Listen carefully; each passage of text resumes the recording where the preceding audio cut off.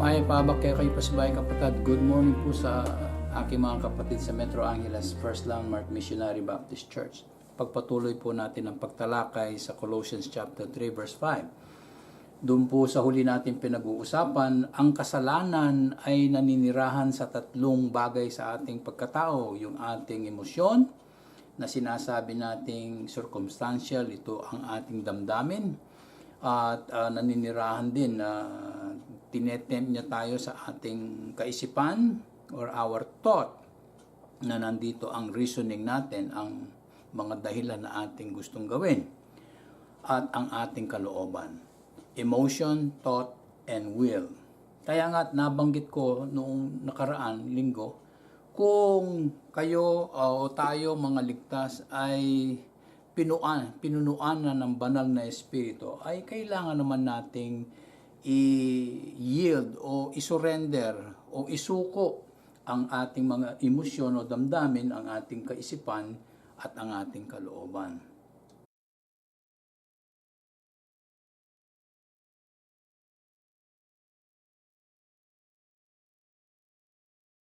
Doon sa huli, na pagsimulan natin ang kasalanan na fornication ayon sa Colossians chapter 3 verse 5. Mortify the members of your body in order not to be subjected or not to be influenced by these sins. Unang-una yung fornication. Ito yung napag-alaman na natin. Nakita natin ang kadahilanan kung bakit naman ang fornication ay sa mga believer nagiging infidel sila, nagre-rebelde sila kasi mismo yung kasalanan na yun ganun ang dating. Pinahihina niya ang yung pananampalataya. Alam niyo naman ang kasalanan ay talagang kung ang banal na espiritu inaalis niya ang kasalanan sa atin o hinihiwalay na tayo by way of hagiasmos or sanctification, ang kasalanan naman inihiwalay tayo sa Diyos. Now let's talk about the second sin that Apostle Paul talked about in Colossians chapter 3 verse 5. Ang ikalawang binanggit po niya yung uncleanness. Mga kapatid, I do not take any pleasure in talking about sin, the topic of sin. Napakahirap pong pag-usapan ito. Ang iba ay medyo umikwi daw, o ang iba nagiging aloof, o ang iba hindi nakikinig, yung iba naman interesado, yung iba naman parang pumasok dito, dumaan doon. Kasi nga naman, hindi madaling pag-usapan ang kamalian ng isang, lalo na nasa atin na yung righteousness ni Kristo. Ayaw na nating tanggapin ang mga kamalian. Subalit, sa ating pagtalakay, ang gusto po ng elder ninyo ay malaman natin ang binabanggit po ng banal na kasulatan at ang pinatuturo sa atin ng banal na espiritu. Ang ikalawa po, ang kasalanan na nagwawagi pa rin ay yung uncleanness. Mga kapatid, uncleanness o kadumihan. Ito ba'y physical o internal? Alam po ninyo pareho. Kasi itong major sin na ito sa English ay the sin of filthiness. Where does it dwell? In our thoughts again, as well as the result, it will be manifested in our lives. Makikita po yan sa ating mga produkto ng ating pangungusap, pag-iisip, yung takbo ng ating buhay. Kaya mga kapatid, kung alam ninyo, sana itong kasalanan na ito iwasan. Sa lahat ng oras, hindi lang yung fornication o your sexual sin na sinasabi. Ito'y pag-iwasan dahil related po silang dalawa. Kadumihan ng iyong kaisipan, alam niyo naman, madudumihan yan kapag mga bagay na lust, yung pagnanasang hindi maganda pumasok sa kaisipan. Kaya nabanggit ko, may relasyon ito sa adultery. Kung bakit naman adultery yung major na pinag-uusapan natin, yung cleanless lang ang topic na kasalanan. Kasi po, yung kadumihan ng kasalanan ito ay hindi nagiging pure yung sarili mo sa Diyos. Alam po niyo mga kapatid, ang gusto ng Diyos sa atin ay maging puro tayo, walang halo. Kasi tinawag niya tayo mga anak niya at binabanal niya tayo sa pamamagitan ng agyasmos, sinasanctify tayo, sineset apart tayo para sa isang purpose, no? Ang righteousness ni Kristo. Ngayon, ang nabanggit kong pangangalunya o adultery ay isang dalawang tao na nag-uusap, nagkakaroon ng relasyon, at itong taong ito'y may asawa. At itong taong ito na may asawa ay pumapatol sa isang hindi may asawa. Ano pong ibig sabihin nun? Kaya tinawag na adultery dahil hindi nagiging pure yung may asawa sa kanyang asawa. Nagkakaroon siya ng mixture. Yung kanyang puso nahahati. Umiibig siya sa dalawang kanya, yung isa kanya, yung isa hindi kanya. Kaya yung mixture na ito na pagkahalo ay laban sa kalooban ng Diyos. Ayaw ng Diyos yun. Kung sabi nga niya, wag kang tumayo sa gitna. Kung pwede, doon ka sa kaili o sa kaliwa o doon ka sa kanan man lang para malaman ko kung saan ka nakatayo. Hindi.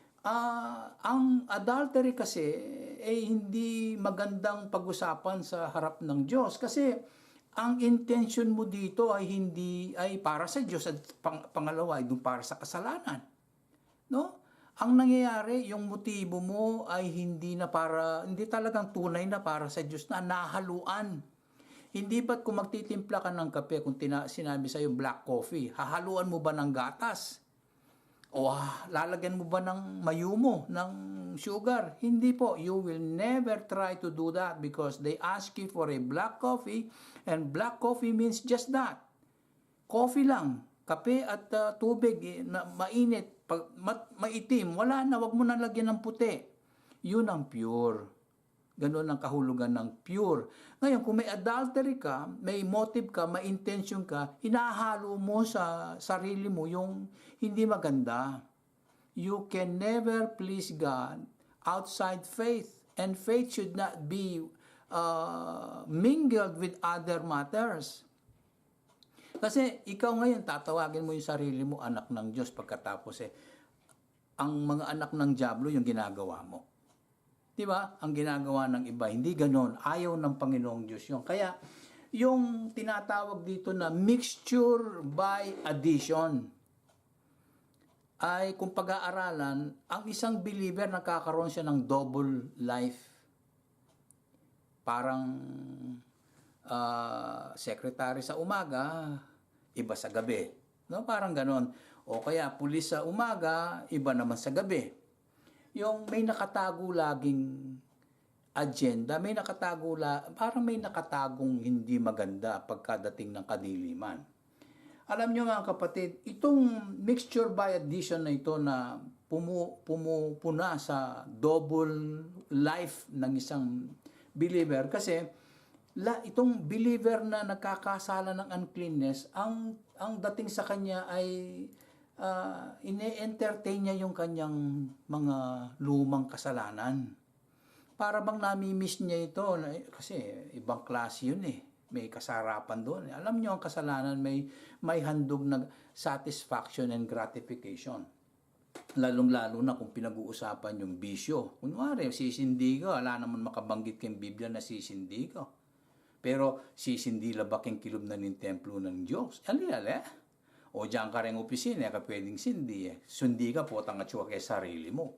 O ite nga manwana, nung talagang ikanak na ka ng Diyos, pigilan mo ita. Bisyo ya katsite. Po itang kapritsyo mo nga masanting, ita lakota ito. Nung ita mo latang makanyan, then we are good. We are good in the sight of God. Amimimuayang tatang-taking banwa. Ringaliwatin lang mixture by addition is having a double life by way of enjoying. They enjoy sinning pa rin. They enjoy the sins itself. Makukonsensya. Hindi sila nalulungkot sa ginagawa nila. They enjoy the sins in their life. Para bang walang conviction ng banal na espiritu sa kanya. Parang talagang mixed talaga siya. Hindi mo alam kung sa umaga nakapantalon, magbabibis ng parang lalaki, paggabi pala ibang klase nagpapalda. Hindi tama po 'yon, ano? Hindi natin pwedeng paghaluan. Kaya itong kasalanan na ito, ang uncleanness na ito sa katawan, sa pag-iisip, filthiness po ito. Na dishonor yung templo ng banal na Espiritu, which is us, which is our bodies, our body, no? Yung karangalan, yung tuwa ng Diyos na nakikita kang malinis, marumi pala. Hindi maganda yon, kapatid, ano? Kaya kung nababanggit sa inyo ito, dahil pag sa susunod na pag-uusap natin in the walk of the Spirit, paghahambingan natin yung leading by the Spirit or led by the Spirit, no? Maganda ito doon sa Galatians chapter 5 yata ito, verses 17. Doon magdidil po tayo doon, napakagandang pag-uusap. Kaya kapag ka ang isang tao pinapayagan ang mortification sa kanyang mga miyembro, sa sarili niya, either external o internal. Kasi kung external, sino nagpapagana sa external? Mga kamay mo, isip mo, sino nagpapagana? Yung isip natin, natural. Kaya sinasabi kong external and internal. Now, when you work for your mortification or being not responsive at all, having your members not responding to the call or to the lure or to the temptation of the sin, then you allow the leading of the Holy Spirit. Ito yung pinapayagan mong makasama mo sa iyong paglalakad ang banal na Espiritu. Kaya nga, ang ibig sabihin ng paglalakad sa banal na Espiritu, you are fighting evil for good. Linalabanan mo ang masama sa buhay mo, lalong-lalo na, hindi mo na masasabing masama ka, hindi. Pero yung kumikilo sa iyo ay yung sinful nature mo na sinabi na ng banal na kasulatan, tatanggalin natin yan, payagan naman nating mangyari yon. So, this the leadership of the Holy Spirit is making us fighting against evil, so that good and godliness will be in us. Kaya nga, ang ibig sabihin nitong fighting against evil is resisting evil. No? Kinakalaban natin, hindi natin pinapayagan ang masama. Ano mang klase yan, alam natin po yan. Huwag na natin bigyan ng definition ng masama. Pagmumura, masama. Pag-iisip sa lalaki at sa babae doon sa kanilang hindi magandang katayuan, masama yon. Paghahatol, masama. No, hindi bagay na wala sa pananampalatayang practice natin ay evil po. Kaya gusto kong sabihin sa inyo, ang sino mang nailigtas na ng Diyos na hindi aktibo o hindi man involved sa paglalaban sa kanyang sarili against evil, kahit na gumagawa siya ng mabuti, kahit na he's trying to work for good, or he's trying to seek for good, I would say he is not being led by the Spirit. Pure po ang dating ng objective ng banal na Espiritu sa atin. Walang halong, hindi pwedeng mag-double standard. Hindi pwedeng mamangka ka sa dalawang ilog. Hindi pwedeng left and right. Kung straight line, straight line. Kaya ang sino mang believer na hindi involved sa paglalaban, sa pagkakalas o tanggal ang resist the evil things, no? The evil thoughts, evil mind, although he is or she is trying her best to do good or he is doing good, is not led by the Holy Spirit. Alam niyo mga kapatid, yung sinful nature natin, araw-araw yan. Araw-araw yan nasa atin. Kaya kung hindi ka active, no? Hindi mo man naiisip ang masamang nangyari, tapos pinupuna ka.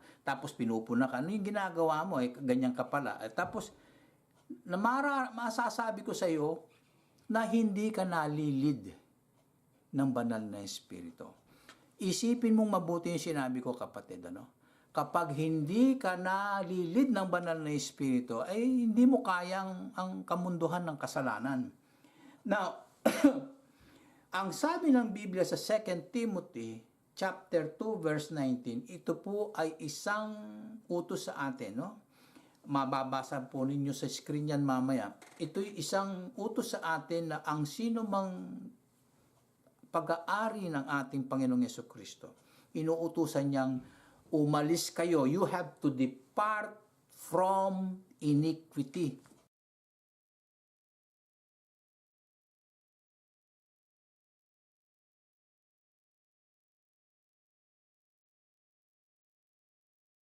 Yan po ay high profile na mga kasalanan ang iniquity. Hindi po simpleng mga bagay yan. Kaya nga, sinababanggit ko sa inyo ito dahil 2 Timothy chapter 2 verse 19, hindi iuutos ng Diyos sa atin kung hindi natin kayang gawin sa pamamagitan ng banal na Espiritu. Kaya kung may tulong ka na sa banal na Espiritu to walk in Him or to walk in the Spirit through the hagiasmos process, which takes a long while and a long term, ang mangyayari kung hindi ka magsasubmit, sabi ko nga kanina, kung wala kang isusurrender sa Diyos, hindi po mangyayari. Walang mangyayari. Akala mo ganito lamang. Akala mo ikaw pala ay umuunlad, hindi pala, stagnant ka na. I'm sorry to tell, yung mga linigtas ng Panginoong Diyos ay paangat po, hindi nananatili doon sa ilalim. Hindi po, umaangat po yan, mga kapatid. One who has to fight against iniquity. One has to depart from iniquity. One has to resist evil. One has to be against evil. Because we are not only called sons of God, we are called soldiers for Christ.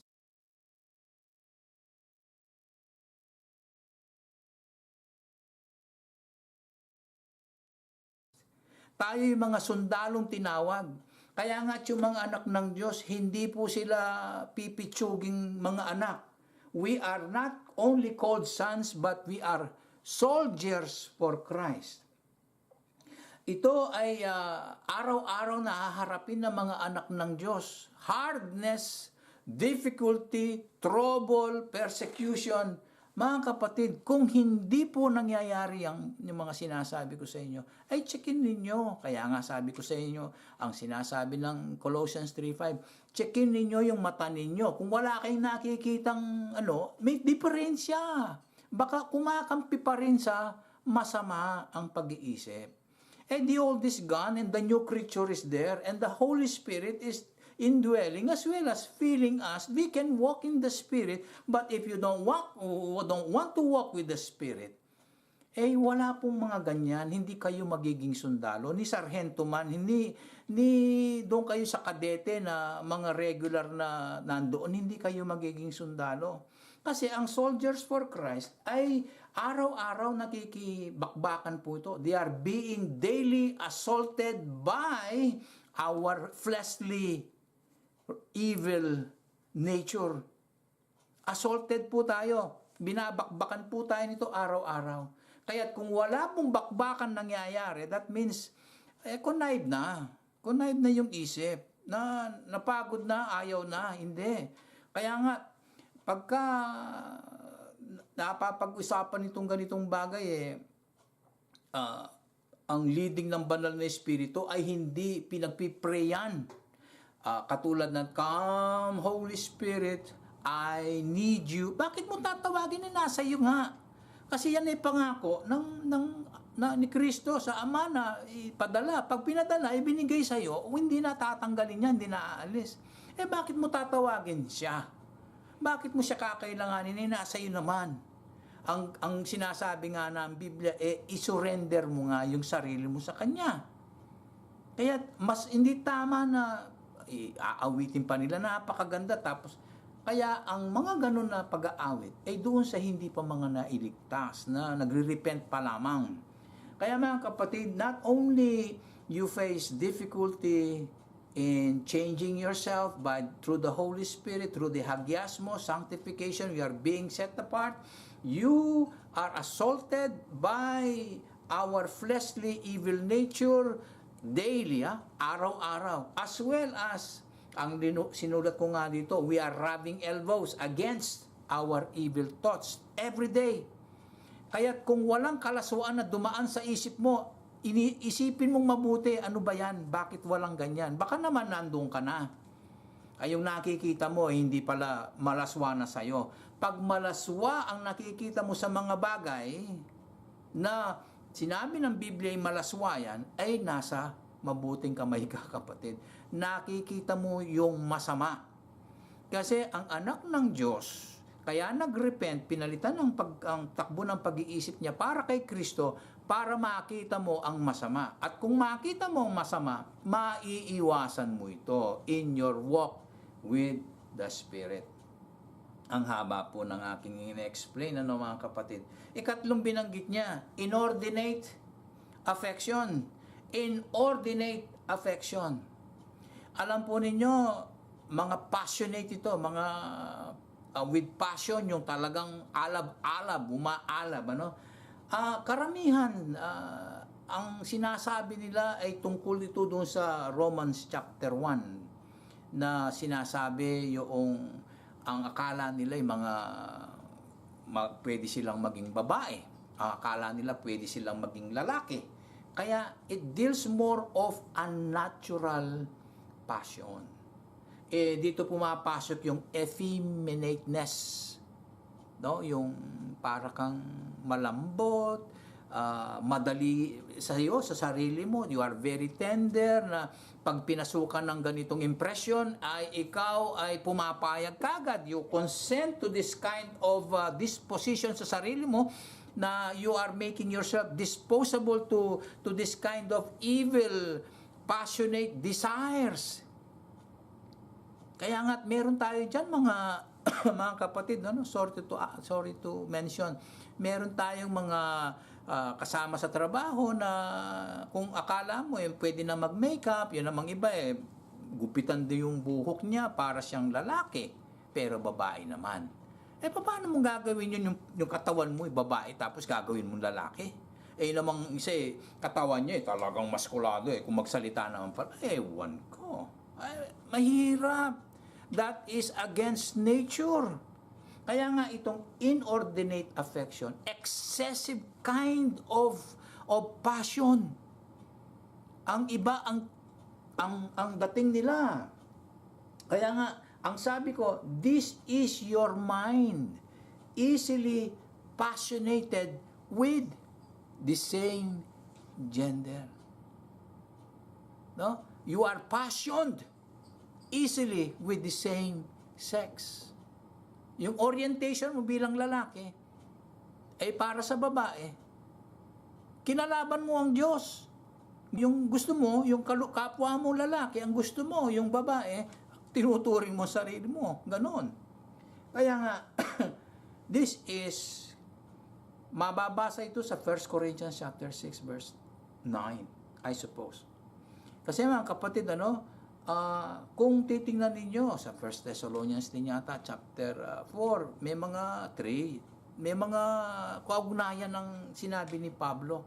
Walang dinadagdag si Pablo na hindi binibigyan ng otoridad ng banal na Espiritu.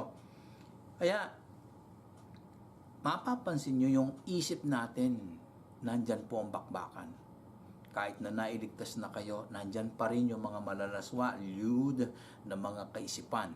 Yan ang yung puso natin, magkasama yan, kaya desperately wicked yung nature.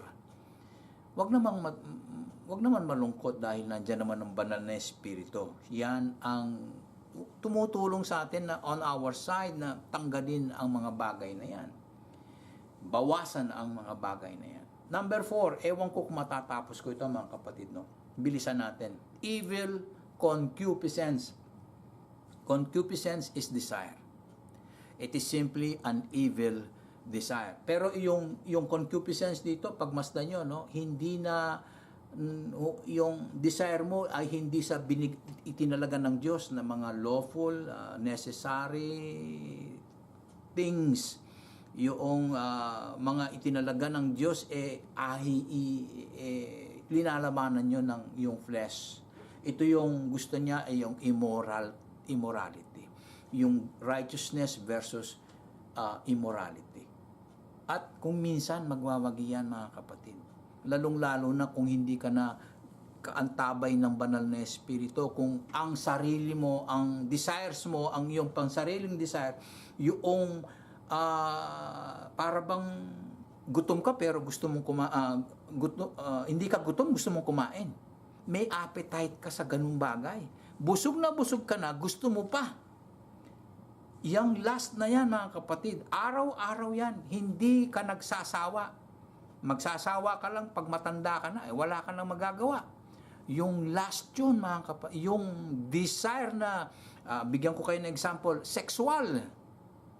Kaya ito, mapapansin mo dito, yung evil desire pa rin, papasok ang sexual. Especially yung mga glutton things na busog ka na, gusto mo, kaya nga, no panyaksak din, kalor, din, may nga tabaka, kini, bilbil, kini, ala na kang batal. Mga kapatid, gano'n, no? Saan mo isasaksak ang mali? Ang maturang desire na yan? Malalaman at malalaman makikita. Kaya nabanggit ko, the appetite for evil is enormous. Napakalaki. Hindi ka nagsasawa. Kahit araw-gabing nakikita mo yan, hindi yung pinagsasawaan dahil nandito yung self-gratification by your own desire. You are enjoying, you are satisfied. Na-emphasize sa ito. Either internal, hindi ka nabubusog sa internal, ginagawa mo externally. Kaya, itong ika-4 na kasalanan ito, hindi po maganda ito sa harap ng Diyos. Nagkakaroon siya ng evil imagination sa kanyang pag-iisip. Yung desires niya, pinaglalaroan niya sa kanyang mga isip. Ayan, mga kapatid, nakikita po ng Diyos yan. Kaya, in your walk with the Spirit, the dwelling of the Holy Spirit in being temple of the Holy Spirit and the feeling of the Holy Spirit, we are able to walk side by side with the Holy Spirit. Payagan natin, mangyayari. Makikita nyo naman ang resulta. And number 5, the last one is covetousness. Ano po, ang dami na nating time. Ang covetousness po ay kasakiman. Simply, wala kang satisfaction. You want more. More. Kaya nga't may asawa ka na, gusto mo pang iba. Ang covetousness po to, yan ang pinag-uusapan natin sa commandment ng Diyos, sa 10th commandment. Nabanggit po sa Old Testament. Kasi nandito yung greediness. Nandito po lahat. Kaya yung fleshly, sinful nature natin, kapag tingnan ninyo ang kanyang gawain, mayroon laging covetousness dito. Laging may coveting. Laging gusto, ayaw tumigil, ano? At nabanggit ni kapatid na Pablo, yung ito raw ay idolatry. Which I believe all those 5 means for me. And it is idolatry. Ito yung isinasanay sa practice ng isang believer na ayaw maglakad sa tawag ng banal na espiritu, sa trabaho ng banal na espiritu. Kaya nga, idolatrous siya sa kanyang sarili, ginagawa niyang authoritative siya ang pinakahari ng kanyang sarili. Christ lives in you. Itong covetousness, greediness sa pera, no? Sa lust, yung pagnanasa sa posisyon, sa power, sa fame and beauty, magagamit po yan lahat. Ang kasakiman ay nasa sa tao, nasa sa atin. Pag-ingatan po natin yung ating sarili, no? Ako po ay natapos sa aking paghahayag sa inyo na Colossians chapter 3 verse 5, inubos po ang ating pag-uusap. Hindi bale. nakita natin at pinayagan ng banal na Espiritu na magkausap tayo tungkol sa mga major sins na ito. Kaya nga, ang pinakamagandang gawin natin after this lesson is to submit, to surrender and to yield ourselves, our mind, our heart, our thinking, our desires, our emotion, our will, no? Na isurrender natin sa Kanya para mayroon siyang leadership sa atin. At ang gusto ng banal na Espiritu, kahit ng ating Panginoong Jesucristo, nang patawarin niya si Magdalena, si Maria Magdalena, ano sabi sa kanya? Sin no more. Tumigil na kayo sa pagkakasala. So that God, our God, the Holy Spirit can manifest more of the promises in order we are able to see our partaking of His divine nature. Next topic po mga kapatid, pag-usapan po yung nabanggit ko sa inyo sa Galatians chapter 5. Madugo pong pag-uusap ito. Nagpapasalamat po ang elder sa inyong walang sawang pakikinig. Our Father in heaven, we thank you so much for your words and truth. We are able to understand through the Holy Spirit giving us understanding. And He emphasized to us that we have to yield ourselves so we could walk with Him in the Spirit. Father, thank you so much with the Lord Jesus Christ who saves us. We cannot even touch your throne or come to your throne boldly or have access to you through this prayer. We thank you so much, Father. In Jesus' name. Amen. Yan po kapatid. Mga kapatid, have a good day. Bye-bye.